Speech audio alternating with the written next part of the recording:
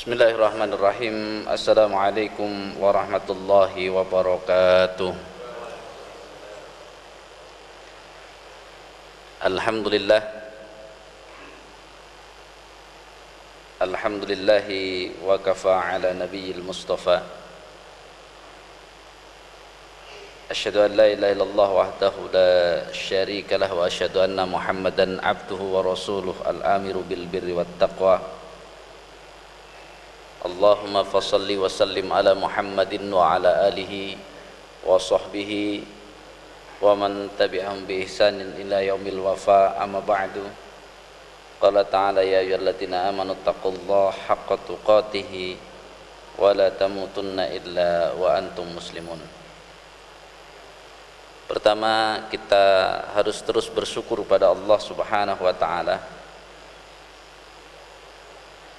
Dengan bersyukur ini tentu kita telah berada dalam satu kebaikan di antara dua kebaikan yang besar, karena separuh lagi adalah kita bersabar. Salawat dan salam mudah-mudahan tercurah kepada Nabi kita, Nabi Muhammad sallallahu alaihi wasallam, yang tentu kita harus pas ya mendudukkan Nabi kita Nabi Muhammad sallallahu alaihi wasallam yang merupakan tujuan tertinggi untuk kita meneladani beliau. Jangan sampai Nabi itu dijadikan perbandingan, karena ada salah satu hadis ya yang terkenal itu, ketika beberapa sahabat Nabi datang kepada istri beliau lalu bertanya tentang seperti apa Nabi, kemudian diceritakan, maka akhirnya mereka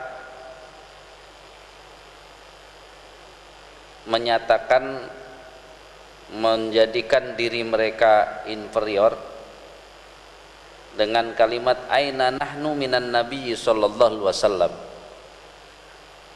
Wah, kalau tahu Nabi seperti itu, terus kita ini siapa? Bukan siapa-siapa. Itu akhirnya inferior. Tapi karena inferior yang tidak benar, akhirnya muncullah semangat tapi bernafsu, sehingga biar kita ada apa-apanya di hadapan Nabi,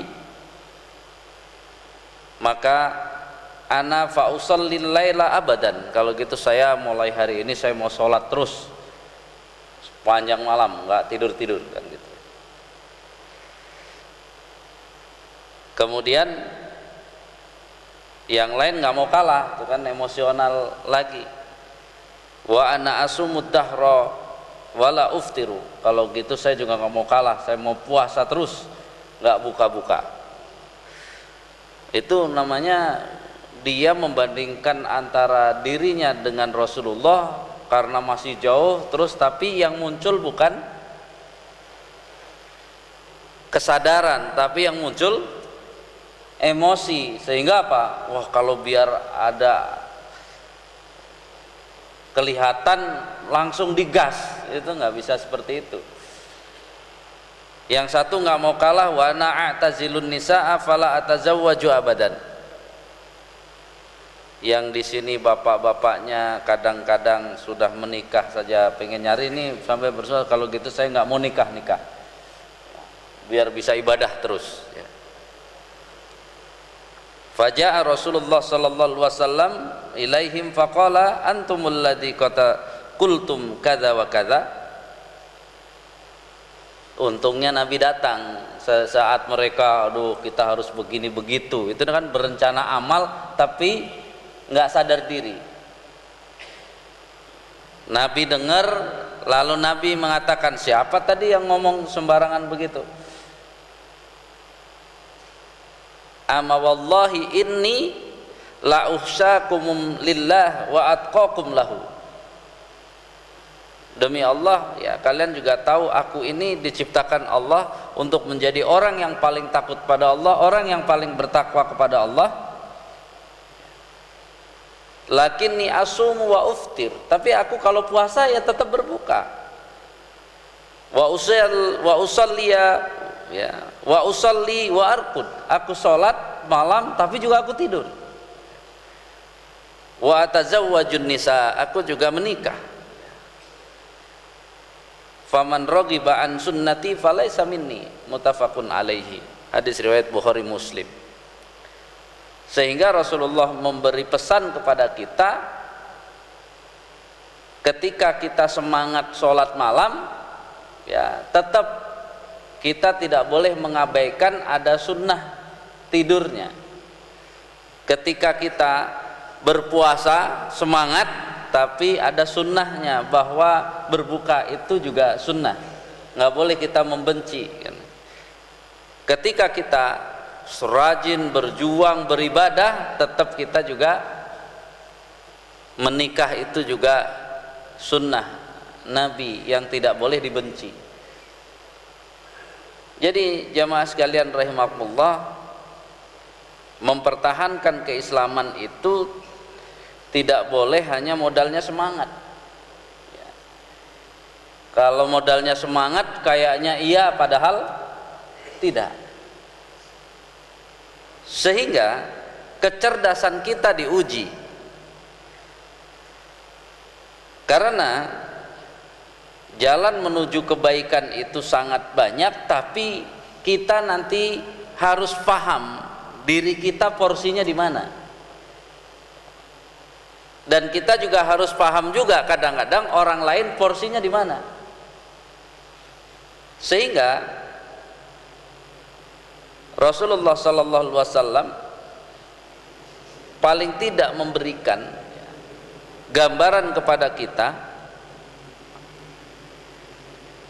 ketika di salah satu hadis Rasulullah ditanya misalnya ayyul a'mali afdalu, amal apa yang paling utama, karena ini urutannya adalah amalan-amalan apa saja yang bisa kita lakukan. Maka yang pertama itu al-imanu billahi wal jihadu fisabilih. Padahal kalau kita pahami, iman kepada Allah kan bukan amal yang kelihatan. Selama ini kan kita kalau amal itu ya seolah-olah hanya yang kelihatan, tapi Rasulullah di hadis ini, riwayatnya juga Bukhari Muslim, itu mengatakan ayyul a'mali afdal al-imanu billah. Pas ditanya amal seperti apa yang paling baik, jawabannya iman kepada Allah. Kemudian wal jihadu, kalau jihad kelihatan jihadnya, tapi fi sabilihi, di jalan Allahnya kelihatan nggak? Berjihad di jalan Allah kelihatan nggak? Yang bisa dilihat itu kan jihadnya, tapi apakah dia berjihad di jalan Allah atau ada yang lain kan kita nggak tahu. Itu bicara tentang hati. Jadi urutan pertama yang harus kita koreksi, kemana kita pergi kalau ditanya tentang ayo kita memperbanyak kebaikan yang harus pertama kita koreksi, kita lihat adalah keimanan kita kepada Allah, kesungguhan dan perjuangan kita di jalan Allah. Lalu kemudian yang kedua itu ya, amalan bisa dengan harta. Amalan dengan harta. Di sini ya ayyur riqabi afdal, harta yang paling berat ya, yang bukan kita sendiri yang melaksanakan. Kalau haji kan kita ikut terlibat merasakan hajinya, tapi mengeluarkan harta yang cukup banyak kemudian kita tidak merasakan adalah membebaskan budak. Bukan budak orang Bogor mah budaknya nggak perlu dibebaskan. Nah, Di sini ternyata ketika Rasulullah Shallallahu Alaihi Wasallam mengomentari sesuatu amal yang hubungannya dengan harta, lalu ada amalannya juga kelihatan, maka pahalanya dua-duanya. Seperti ini, ketika bicara tentang membebaskan budak, yang pertama pahalanya itu budaknya itu di bawah tuannya seberapa harganya. Artinya berharga, makin berharga tuannya untuk tuannya yang dibebaskan, pahalanya makin besar. Kemudian wa aksaruha tsamanan, harganya yang yang mahal itu juga ada pahalanya. Maka hal-hal seperti ini dalam Islam itu juga boleh. Kalau yang mirip-mirip inspirasinya boleh disamakan. Misalnya kurban sama-sama, misalnya beli domba 50 kilo. Berapa tuh kalau domba 50 kilo harganya? Bisa 5 jutaan ya, 50 kilo kan itu ya, 5-6 juta. Yang satu beli domba 5 kilo harga 6 juta, yang satu beli harga 10 juta. Kata yang beli 6 juta, kamu ditipu sama penjual, saya beli aja cuma 6 juta. Nah, di dalam kasus kurban nggak ada istilah ditipu kalau melihat dari bobot ini. Karena pahala pertama sama-sama kurban 50 kilo, maka pahalanya itu dombanya 50 kilo. Yang kedua, aksaruha tsamanan. Yang 10 juta keluar duitnya, pahalanya lebih banyak daripada yang 6 juta. Jadi nggak perlu bilang ditipu. Kalau memang penjualnya penipu, ya itu urusan dia kan gitu, kalau itu nipu. Tapi bagi orang yang berkurban, dua-duanya ada pahala gemuk dan sehatnya hewannya, ada pahala berapa dia keluar hartanya. Jadi ketika di masjid kita kok lebih mahal, berarti pahalanya lebih banyak. Nggak usah terlalu pusing kan gitu ya. Yang penting kan ada gitu ya untuk bayarnya. Yang kasihan udah dimurahin juga nggak ada duitnya, sama aja kan gitu. Artinya ini kan kita sering karena tidak belajar, akhirnya apa? Kayaknya Islam kita nih gampang banget dirongrong, dibilang ditipu lah. Di masjid itu dimahalin, nanti belum lagi nuduh ya mungkin masjidnya ambil untung banyak-banyak, tambah dosa tambah banyak. Padahal ketika dia paham bahwa amal yang hubungan dengan harta terus urusannya dengan Allah yang seperti tadi, itu pahalanya dapat dua sisi. Gemuk sehatnya ada pahala, harganya ada pahala, selesai. Yang penting tugas kita kan ada duitnya untuk bayar, udah berarti udah aman kan. Jadi ini sekali lagi karena Allah memberikan tingkatan seperti itu. Lalu kemudian yang ketiga, menggunakan tenaganya. Jadi dari dilihat pertama amal itu efek ke iman tadi, kesungguhan itu nomor satu. Yang kedua tadi ya jadi pengorbanan berupa harta. Yang ketiga tenaga. Tu'inu sani'an aw tasna'ul ya ahroko. Ini jadi kalau nggak bisa tadi, iman kurang, jihad enggak, harta enggak ada, ya tenaga. Sampai-sampai hadis ini tidak berhenti di situ. Ya. Qultu ya Rasulullah ara'aita in da'uftu an ba'dil amal. Udah diterangin 3 tadi, gimana ya Rasulullah kalau dari 3-tiganya saya juga nggak bisa melakukan amal.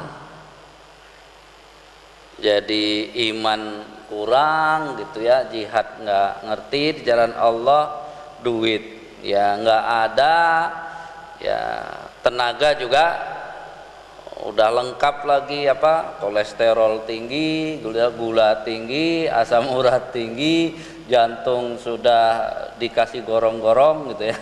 Jadi ya kalau ring kecil kan gorong-gorong lah gede kan. Jadi maka ternyata Islam luar biasa, masih dikasih jalan. Takuffu syarraka anin nas fa innaha shadaqatun minka ala nafsika. Kalau gitu ya udah, jangan melakukan keburukan, cicing lah gitu ya, ulah macem-macem lah cicing gitu. Kan saat ini beberapa katanya ustadz, katanya tokoh kan ngikuti cara bapak-bapak. Apa cara bapak-bapak? Lebih baik minta maaf daripada minta izin kan gitu ya. Jadi sekarang banyak tuh urusan Palestina, dia ngomong-ngomong tahu-tahu minta maaf. Oh ini orang nih yang ikut aliran itu, lebih baik minta maaf daripada minta izin ngomong Palestina sembarangan, setelah itu minta maaf kan. Itu pun minta maaf bisa jadi karena banyak yang apa? Banyak yang itu nanggapin. Mungkin kalau nggak ada yang nanggapin, nggak jadi minta maaf kan. Artinya ini masa dari 4 tingkatan sudah yang paling dasar saja terlewat, terus mau amal apa lagi Pak? Jadi kalau ada orang susah banget, diajak ngaji belum mau, diajak sholat masih susah, diajak ini masih suruh bantu aja susah. Kalau dia nanya saya gimana nih kalau amal, udah cicing, jangan melakukan keburukan, itu udah lumayan. Itu poin ya terakhir itu, yang jalan kebaikan itu tetap ya ada sisi lain, tapi ya jangan di situ aja puas. Yang repot kata Pak Ustadz juga di sini, cukup udah 10 tahun di situ aja ya, enggak, keterlaluan. Naiklah kalau sudah 10 tahun gitu ya, ilmunya naik, kemudian tadi ya dari tenaganya, dari hartanya, terus harus ada peningkatan-peningkatan. Karena ya kita kan hidup itu salah satu tanda hidup ya meningkat tadi ya. Ya mas sekalian rahimakumullah, maka pada akhirnya ketika kita bicara menjaga keislaman itu, kalau direnungkan menjadi sesuatu yang harus terus running, terus berjalan, terus tumbuh keislaman kita. Karena Nabi sendiri memberi contoh, setiap berkata-kata setelah amma ba'du itu kan yang diingatkan suruh jaga keislaman. Ya ayyuhalladzina amanu taqullaha haqqa tuqatih wa la tamutunna illa wa antum muslimun. Yang secara ya komunal banyakan di Jumat itu dibaca juga apa? Wa la tamutunna illa wa antum muslimun. Itu kan berarti kalau pesan terus-menerus itu menunjukkan apa? Islam kita itu jangan cuma dibiarin begitu saja, saya sudah Islam, harus dijaga. Kalau menjaga Islam itu ya harus sholat, harusnya semua kita sudah ngerti menjaga kuatnya Islam dengan rukun Islam, ngerti dengan rukun iman. Ternyata tidak cukup itu. Orang-orang yang tidak paham bahwa hilangnya kepeduliannya terhadap kaum muslimin, ataupun tadi ya rela menyakiti orang beriman, itu menurut dia nggak apa-apa, padahal ada doanya, wala taj'al fi qulubina ghillal lilladzina amanu. Itu hati saja, sampai harus minta kepada Allah, jangan sampai saya ini menuduh buruk kepada orang yang beriman. Lucunya orang kayak gini katanya jangan suudzon kepada penjahat, kan lucu. Tidak boleh suudzon kepada penjahat, tapi apa? Jadi kita nggak boleh tuh, orang Israel belum tentu jahat, gitu nanti. Jadi disuruh jangan apa suudzon kepada penjahat, tapi boleh apa menanyakan orang beriman. Itu kan nggak nyambung sebenarnya. Belajarnya di mana bingung kita. Kenapa? Padahal Al-Quran jelas. Sesuatu yang muncul di hati kita saja kita minta kepada Allah untuk apa? Apalagi sampai apa nih? sampai keluar, kan bukan di sini lagi, itu sampai apa? Terucap, itu kan udah parah kalau terucap. Jadi di dalam kaidah-kaidah seperti ini maka kita harus paham, ternyata di dalam ajaran agama Islam urusan dengan sesama muslim itu kalau tidak hati-hati bisa merusak Islam kita. Urusan sesama muslim kalau tidak hati-hati bisa rusak Islam kita. Walaupun secara teks hadis malam yahtamma bi amril muslimin falaisa minhum, orang yang tidak memperhatikan nasib kaum muslimin bukan bagian dari orang muslim, itu teks hadisnya dhaif.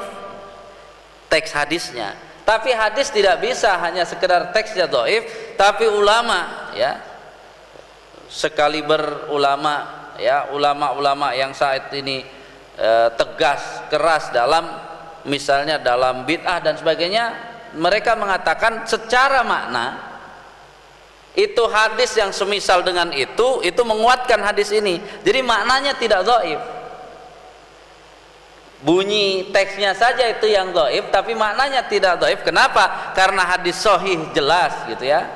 Al mu'minu wal mu'mini kal bunyan. Ya, orang mukmin dan mukmin yang seperti ya bangunan. Ya suddu ba'duhu ba'do, yang menguatkan, itu jelas.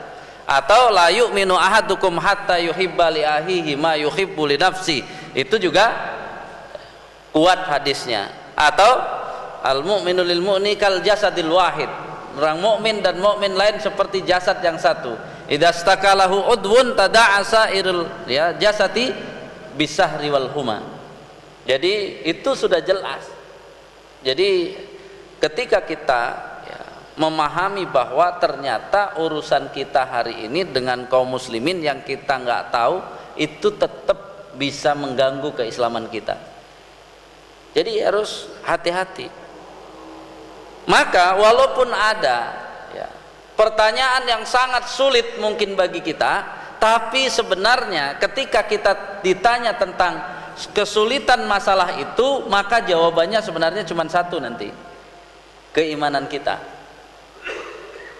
Contoh,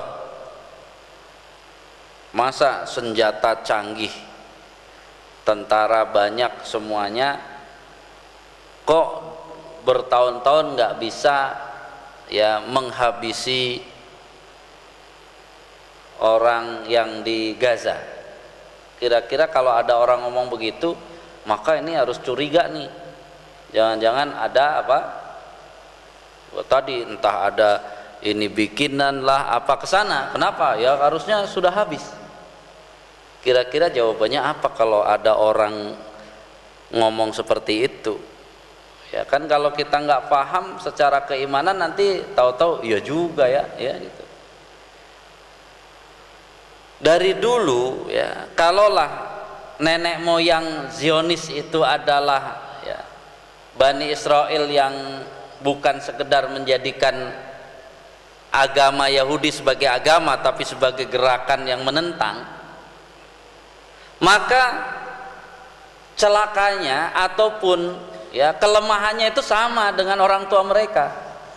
Satu-satunya kelemahan bagi mereka adalah tidak pernah memperhitungkan adanya Allah. Itu aja sebenarnya. Tidak pernah memperhitungkan adanya Allah. Bagi kita ketika mendengar seperti tadi orang cerita masa dengan senjata semua canggih kok nggak habis-habis, harusnya jawaban kita dengan keimanan. Wah, itu jelas berarti memang sejak kapan? Pertanyaannya kan sejak kapan Allah menjadikan orang Zionis itu sebagai malaikat maut? Kan nggak pernah.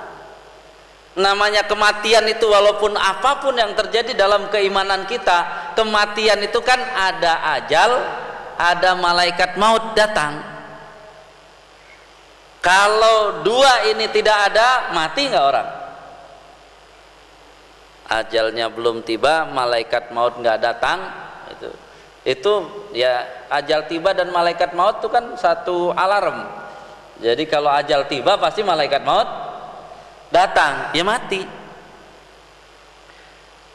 Itu keimanan yang harus dimiliki oleh orang yang beriman. Sehingga apa? ya semua sudah jelas. Kenapa mereka berani, kenapa mereka tidak takut. Dalam sejarah Khalid bin Walid juga perangnya nggak tanggung-tanggung, selalu di depan tapi nggak mati-mati, padahal perang terus. Tapi banyak juga kan saudara kita perang nggak pernah gitu ya, kemudian makan enak, tapi kalau tiba ajalnya tetap aja apa? Lagi ngantuk itu, kalau tiba ajalnya tetap aja ya malaikat mau datang sudah selesai, nggak usah nunggu perang ya. Jadi ini kan sebenarnya salah satu ujian akidah. Kenapa kok mereka seperti itu? Ya mereka paham kalau mau apapun kemanapun, kalau ajalnya tiba pasti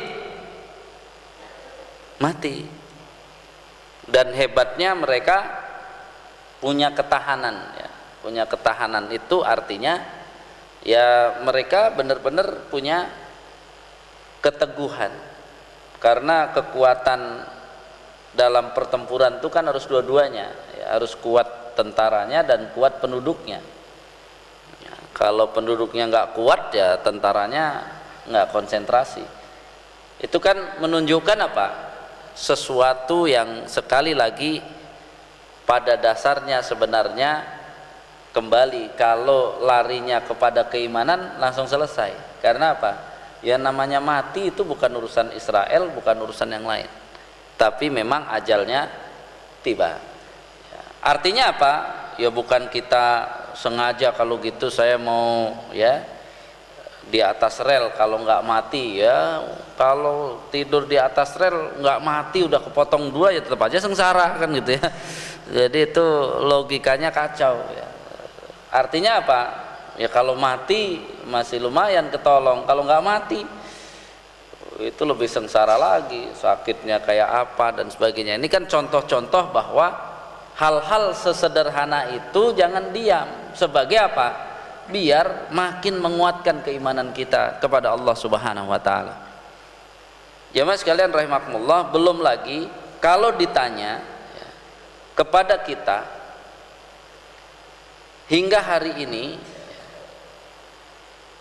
dalam usaha belajar Islam saja itu kita kadang-kadang terjebak hanya menikmati ya, menikmati apa yang kita dapati dari penjelasan ulama-ulama dahulu, habis itu kita diam.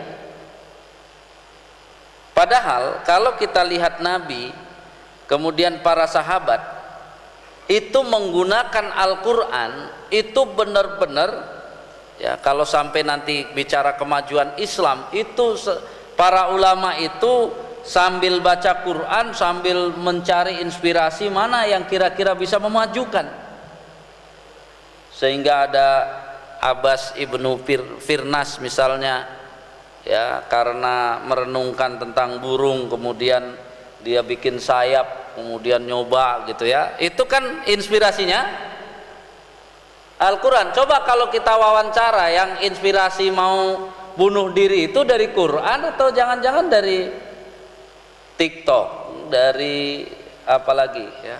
Jadi inspirasinya hari ini tuh bicara keutuhan rumah tangga, kemudian kemesraan rumah tangga dari mana tahu? Dari drakor. Kan kacau kalau gitu.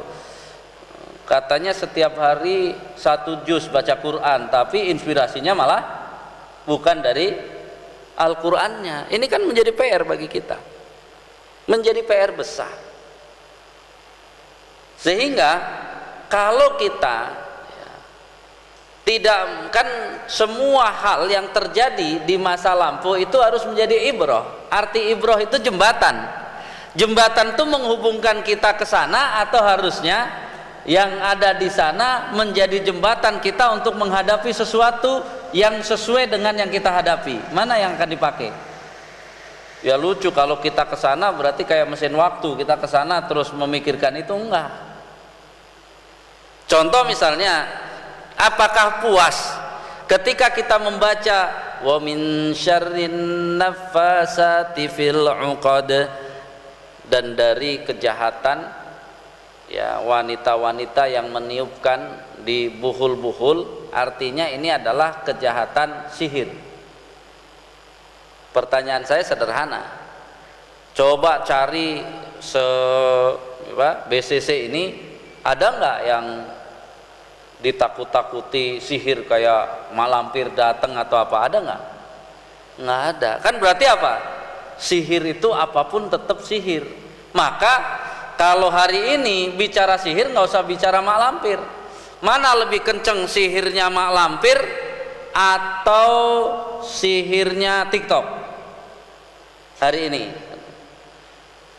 Kan gitu. Jadi kita tidak, keburukan itu kan, syar itu dari kejahatan dan keburukan itu bisa, kalau ternyata hari ini ngelihat TikToknya 2 jam, baca Qurannya 15 menit, kan sudah apa?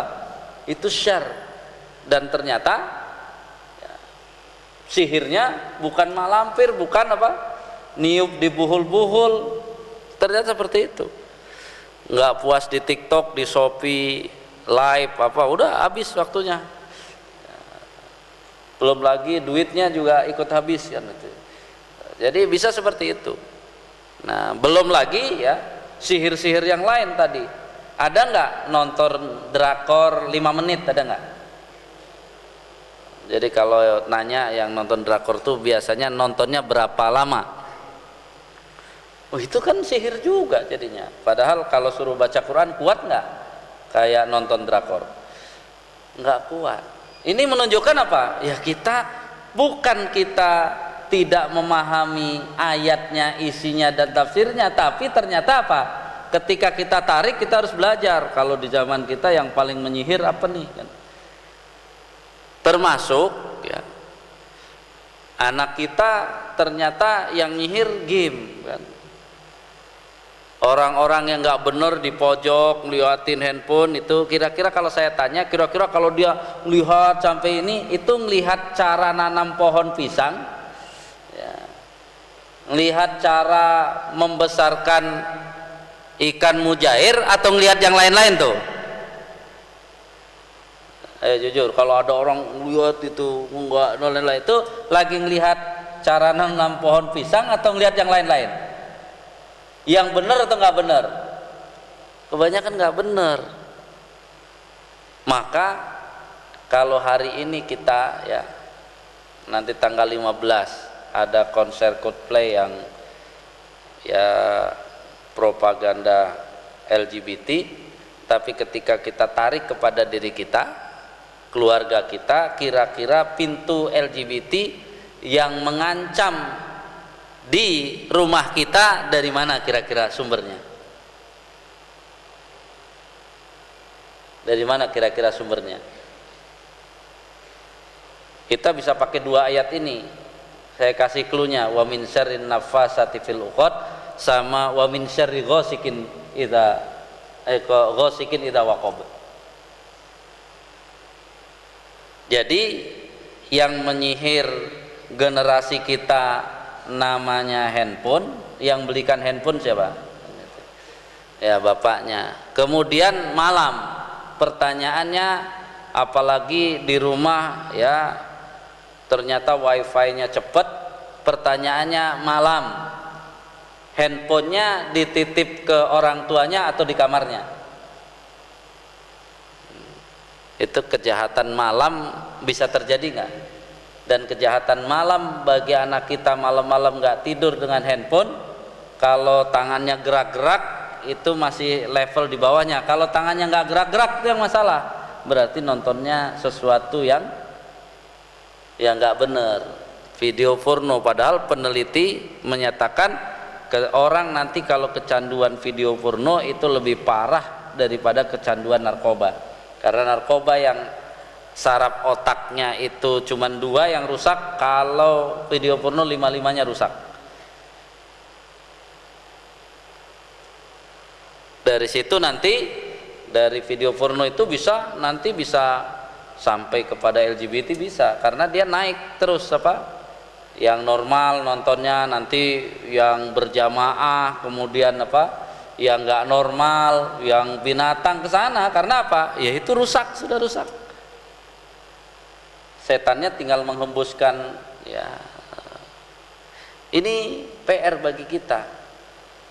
Jadi Kalau kita bicara amal tadi, amal itu kata dalam sebuah hadis ya, salah satu sifat beramal itu indahnya gitu ya, itu pada istiqomahnya. Jadi pada keistiqomahannya, sehingga akan mendapatkan sesuatu yang terbaik. Nah, ketika kita bicara istiqomah bukan sholat saja. Coba kalau kita istiqomah ya, handphone kita yang belikan tiap malam ya, coba handphone ini kumpulkan, diperiksa, kemudian dititip biar kalian tidur. Karena apa? Itu min syarri ghasikin idza waqab, kena.